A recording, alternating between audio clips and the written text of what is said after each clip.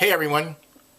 On October 4th, 50 years ago, the legacy of James Bond was born with the release of the movie Dr. No.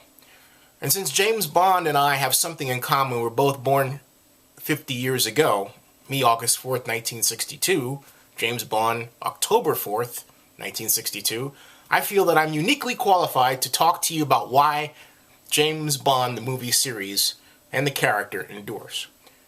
To put it simply, James Bond forms the blueprint of what a man should be. Now, I know some of you are going to howl about that, and that's precisely why I made this video. James Bond is the epitome of high lifestyle. He is the embodiment of all of the positive and some of the negative ideals of Western culture. Think about it. The enjoyment of fine wine, that sleek, fast, powerful car, the Aston Martin, the latest gadgets, the best suits, the hottest women, the best dresses, what they should wear, how they should look, the difference between a woman who is well-cultured and the difference between a woman who is not.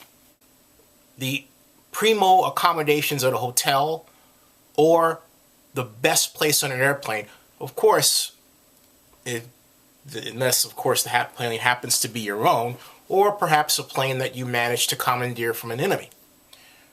The point of the matter is that James Bond lays out the blueprint for how a man gets things done. And the bottom line is that if you want to show anyone in one fell swoop what the instrument of the advancement of Western civilization has been, it has been in men who have behaved like James Bond. Now that's for better and for worse as well, and I'm only being completely honest with you. That is the cultural Weltanschauung within which I grew up. The idea that as a man you're supposed to take charge. The idea that as a man you're supposed to know the right answer. You're supposed to know the right approach, and you're not supposed to be afraid to take that approach or to give that answer when it is most appropriate, and sometimes even when it is not, but you believe it is so.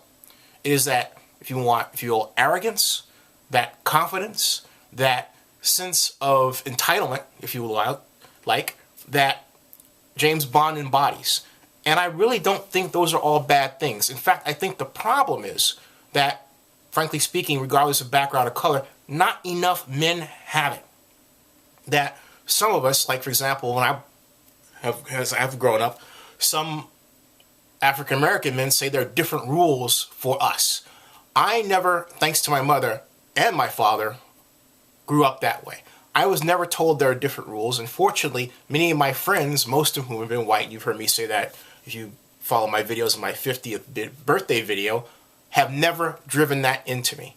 So that is why James Bond endures, because regardless of how our society changes, there's always this hard and fast course that James Bond points the way to take for any man that wants to figure out how he should guide himself in this world. Again, for better or for worse. Happy birthday, James Bond, and I'm glad to have grown up with you. Thank you for showing me the way, for better or worse.